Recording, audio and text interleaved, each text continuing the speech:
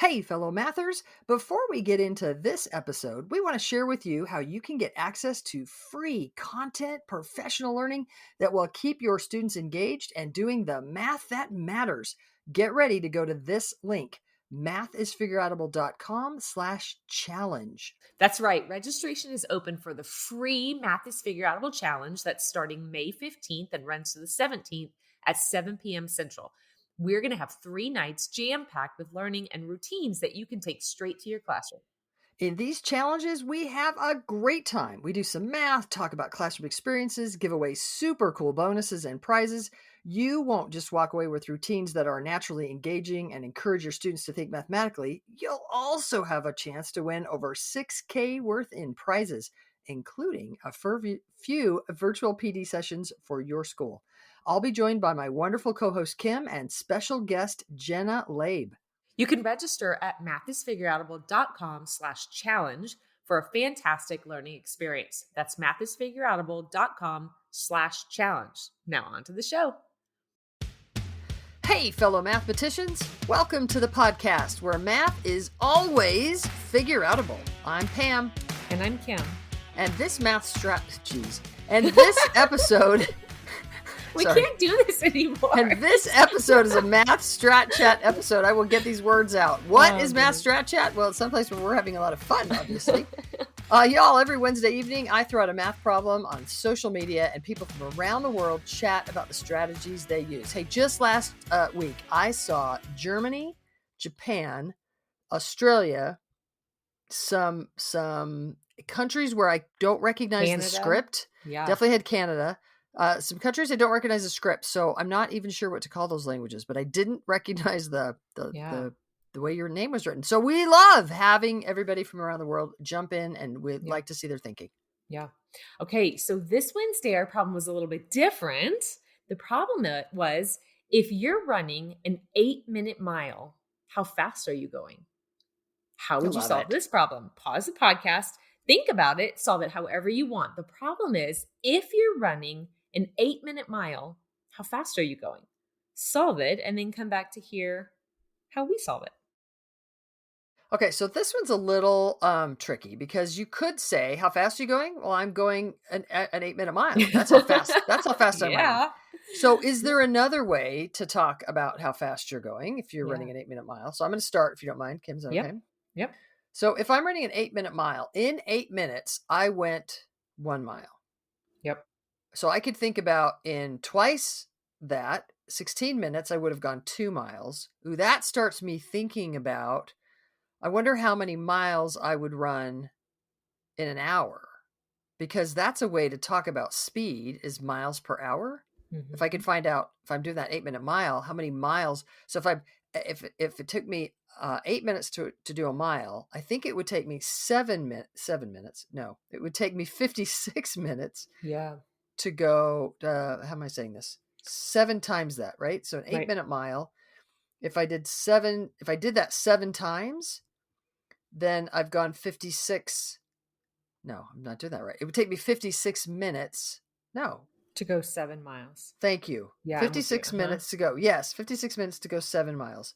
But I want to find out how far I would go in 60 minutes. So I've got that kind of extra 4 minutes hanging around, right?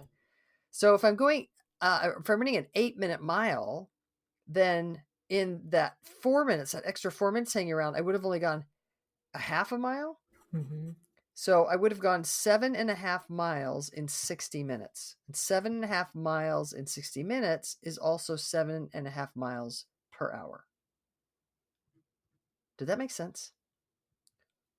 Followed you. Not sure. let me tell you what I was thinking. Okay. All right. Yeah.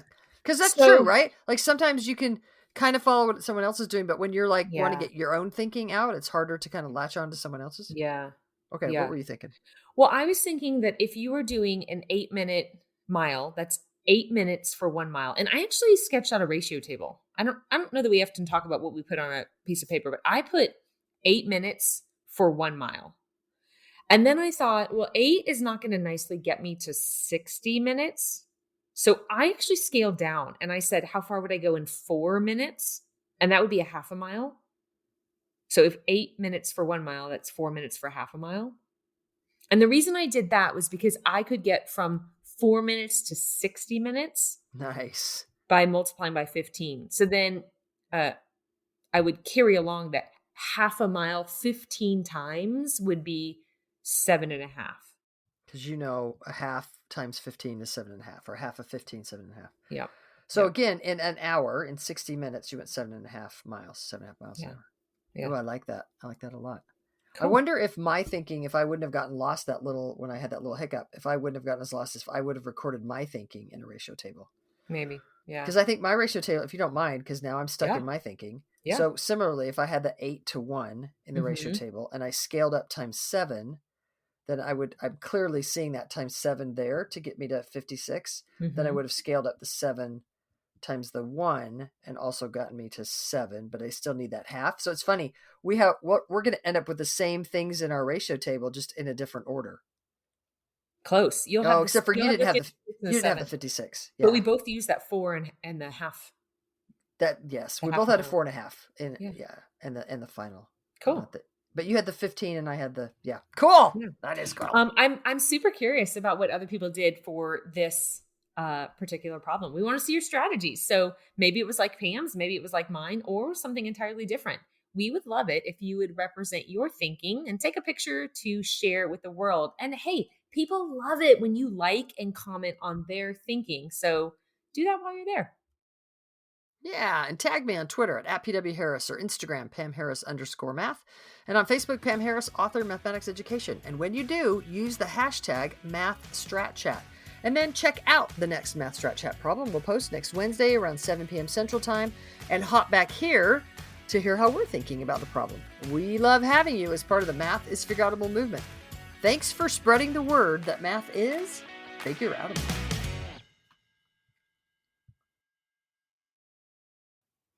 Thank you for listening and making math more figureoutable.